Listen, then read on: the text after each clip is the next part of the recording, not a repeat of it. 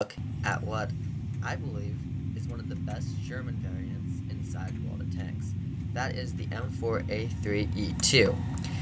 Long ago, it used to be inside the US tech tree, but now, if you want this tank, it is a collector's tank, so to find it, you need to go to store, and then you can go down here to tanks, collectors, USA, and I already have it, so you can see this is where you find it. Now, what makes this tank so good is it has insane armor. So with the new in-game armor models, we can see just how effective it is. This turret in places has up to 330 millimeters of armor, and remember, this is a tier 6 tank. In fact, this has some of the best armor of any tier 6 medium in the game, especially when it's using its 10 degrees of gun depression here. You can see that the armor is very effective. Even against gold, the turret's not too bad. You can also over-angle the side of this tank and get ricochets and bounces from the side here. But mainly what you want to do is try and hide your hull and only expose your turret, and unless your opponents have good gold pen, they're not going to be able to do anything against you, especially because this vehicle does not even have a weak point on top of the turret. The cupola up here has 152 millimeters of armor. Now, the only way you can play the tank like this is if you don't get the top turret, because the top turret here actually only has 64 millimeters of armor compared to the 152 millimeters. So the best way to play this tank is to keep the original turret, the stock turret, and then to mount the 105 millimeter howitzer instead of going for the 76. So to do that though, you're gonna probably want to take gold rounds.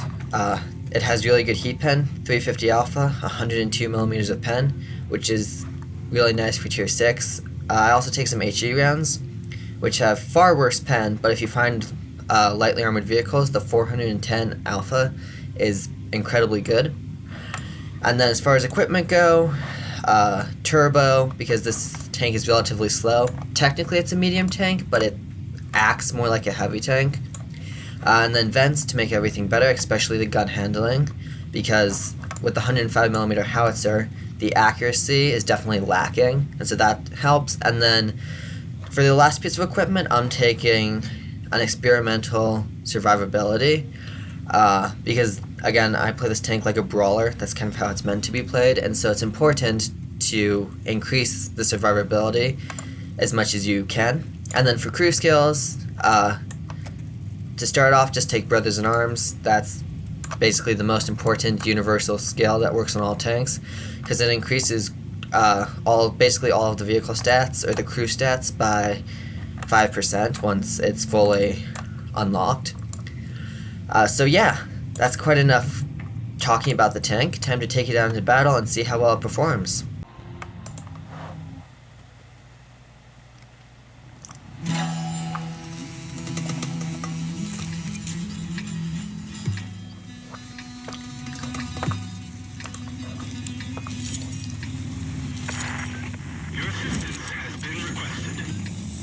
Okay, so pretty good matchup here. All tier 6s. This thing definitely works better when it's fighting lower tier vehicles, but we'll see what we can do here. Alright, I think I'm going to push center here where the heavy tanks go. Again, this doesn't have the best pen on the heat rounds, but it should be fairly effective, and then if I can hide my hull and just expose my turret, my opponents will have very little chance at actually penning me.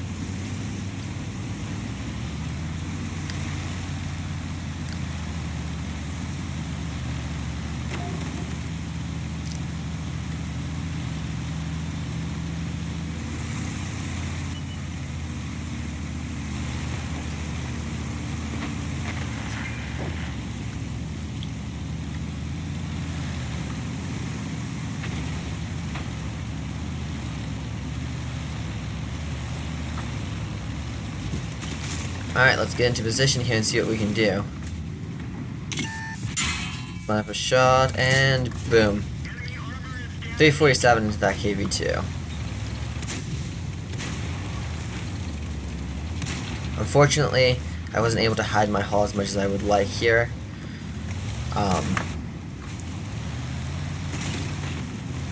But that trade was worth it.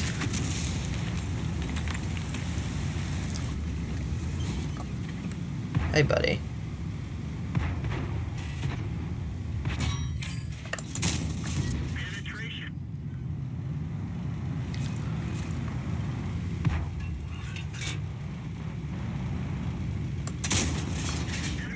Yeah, this guy's cooked. You can see just how effective this thing's armor is if you get it into a good position. Also, with Venson Brothers in Arms, the gun handling isn't too bad.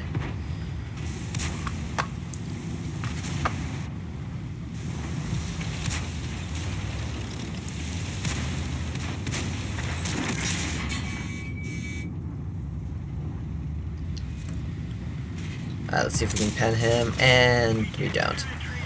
Alright, so the KV-2 did shoot me, but he only hit me for 163 with his HE shell. So yeah, this thing's armor is really good.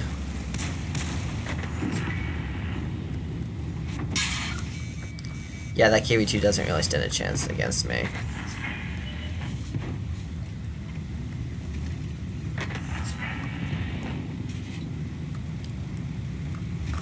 Just have to be careful for the KV-1S there.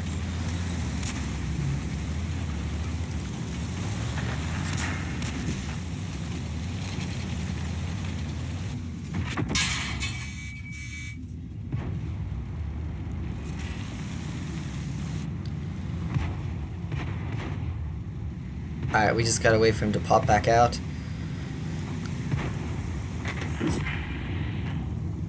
Here he comes, and boom.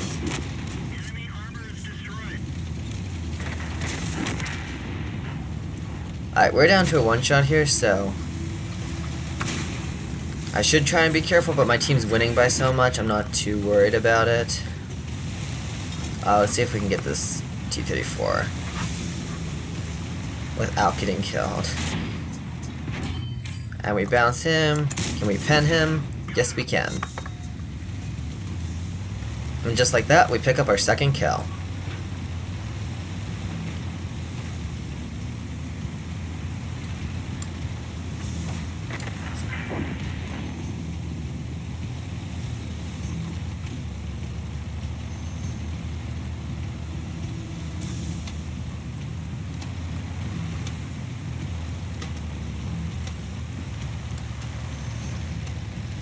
You can see all the damage the KV-2 did to the front of my tank. But thankfully, not a single one of his shots actually penetrated me, so. Alright, and we win. GG's.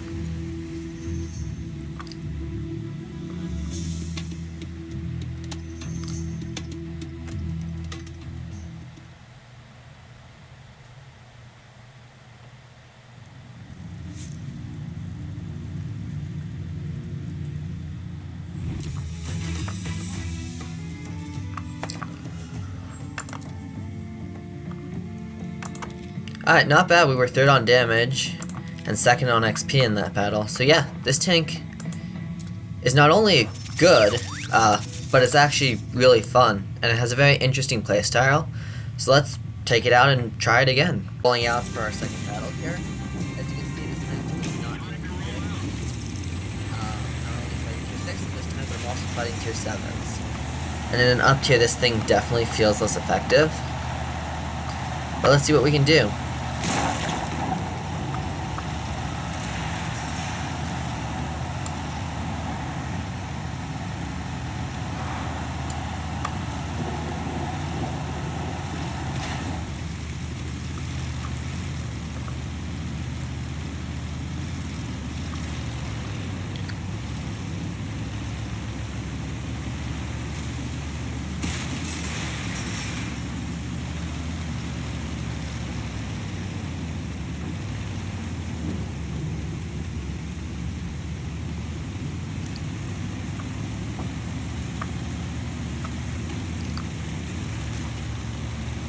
Again, I'm not sure how well this is going to work, but we'll see. Hopefully I can find some nice juicy targets in here.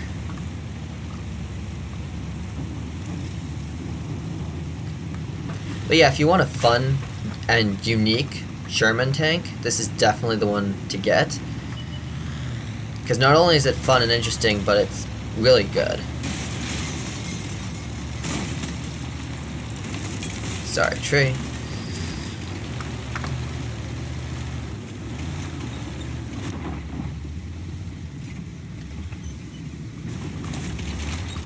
Alright, let's just wait here and see if someone's gonna cross.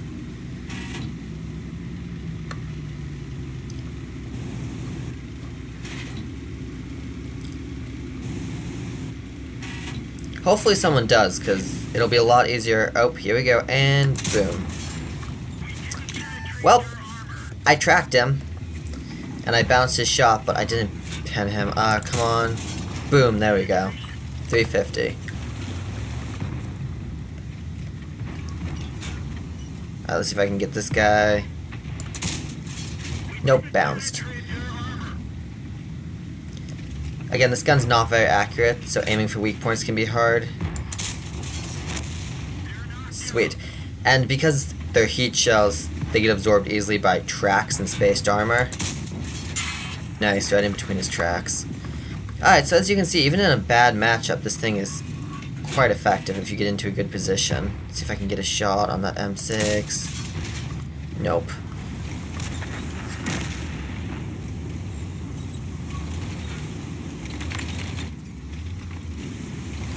Another problem with the heat shells is because they're heat shells, they explode on contact.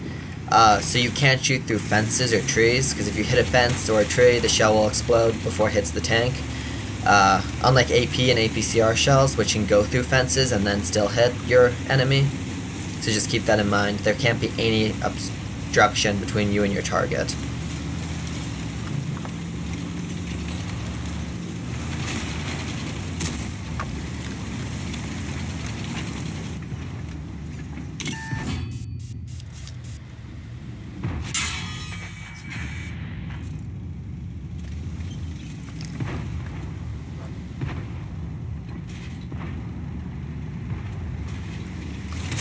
You know what? I might as well go for him. See if we can get the kill on this guy. Nope. Okay. That's okay. Still doing pretty good so far. I mean, only 800 damage. Not amazing. But for a tier 6 in a bad matchup, you know what? I'll take it.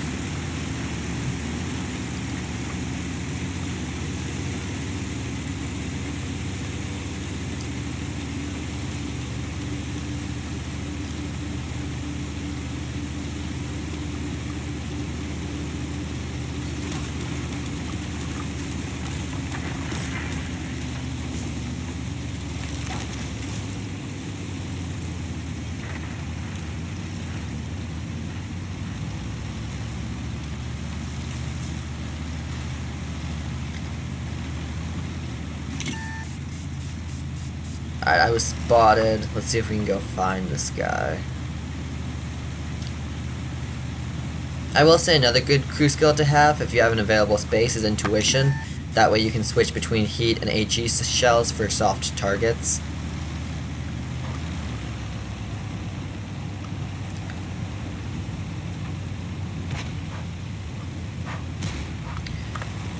Alright, let's see if we can... I won't be able to shoot him through the fence.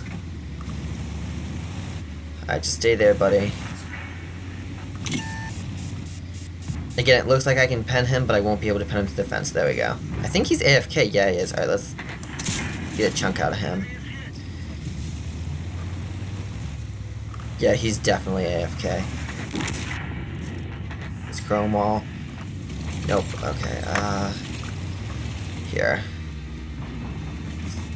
Bye-bye, Cromwell.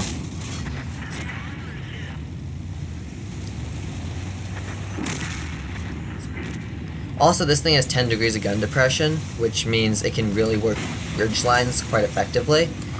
And just like that, we got over 1,000 damage. Alright, let's see if we can take a chunk out of this IS. Maybe, maybe. Yeah, I think he's gonna be dead before I get there. He's hiding under that bridge.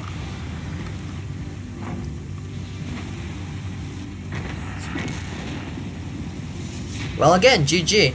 And that goes to show just how effective this tank can be, even in an unfavorable matchup. So yeah, if you have some extra credits and want to give it a try, I highly recommend it. Take it out, have some fun. And yeah, I think this is definitely the best and most enjoyable Sherman variant inside the game.